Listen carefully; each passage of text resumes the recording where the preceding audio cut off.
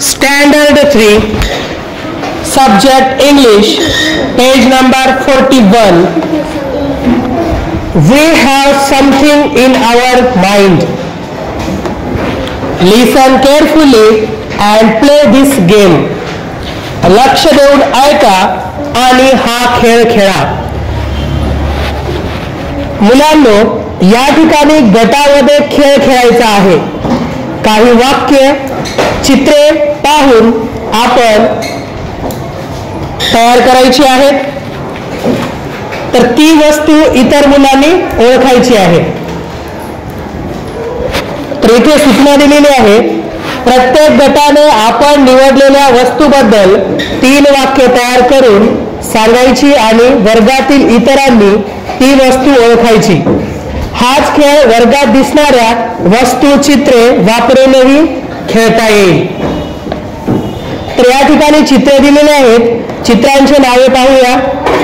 Tiger, elephant, boat, pencil, board, ball, fish, duck, table, notebook, sun, rose. तर हे चित्रांची नावे झालेली आहेत. तर वर्गामध्ये दिसणाऱ्या वस्तू सुद्धा आपण वापरू शकतो. Now talk about in 3 steps. तर या ठिकाणी 3 स्टेप्स आहेत. इथे उदाहरण दिलेले आहेत. तर उदाहरण पाहूया. All 3 we have something in our mind. Student first, and it is green. Students 2, and it is big, it is square. Student 3, and we write on it. All 3 guess what it is. Others, it is the board. तर या ठिकाणी काय करायचं आहे? तिघांचा group करायचा आहे. तिघांचा ग्रुप केल्यानंतर तर ते तिघांपैकी एक विद्यार्थी त्या वस्तूचं वर्णन करतील. त्या वस्तूचं वर्णन केल्यानंतर आपल्याला ती वस्तू काय करायची आहे? ओळखायची आहे. तर या ठिकाणी पहिला विद्यार्थी त्या वस्तूचं वर्णन करत आहे. And it is green. त्याचा रंग हिरवा आहे असं तो सांगत आहे. Student second, and it is big. म्हणजे त्याचा शेप आणि साईज सांगत आहे. शेप आणि साईज सांगत आहे, आकार सांगत आहे दुसरा विद्यार्थी. स्टुडंट 3 म्हणजे तिसरा विद्यार्थी म्हणत आहे and we write on it. आपण त्याच्यावर लिहितो. तर ह्या क्रिया सांगितल्यानंतर, ह्या गोष्टी सांगितल्यानंतर ते तिघही काय म्हणतात? ओळखा पाहू ती वस्तू कोणती आहे. तर अदर स्टुडंट, वर्गामध्ये जे इतर विद्यार्थी असतात, त्यांनी उत्तर दिलं इट इज द बोर्ड.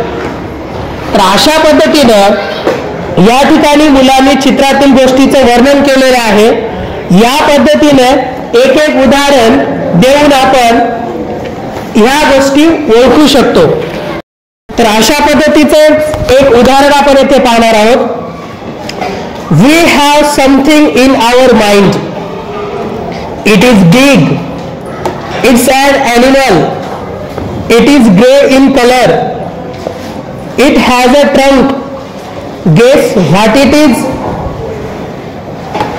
तर हे तुम्हाला गेस करायचं आहे. तो मोठा आहे आणि प्राणी आहे. त्याचा रंग ग्रे आहे आणि तो ट्रंक म्हणजे खोड वगैरे उचलतो.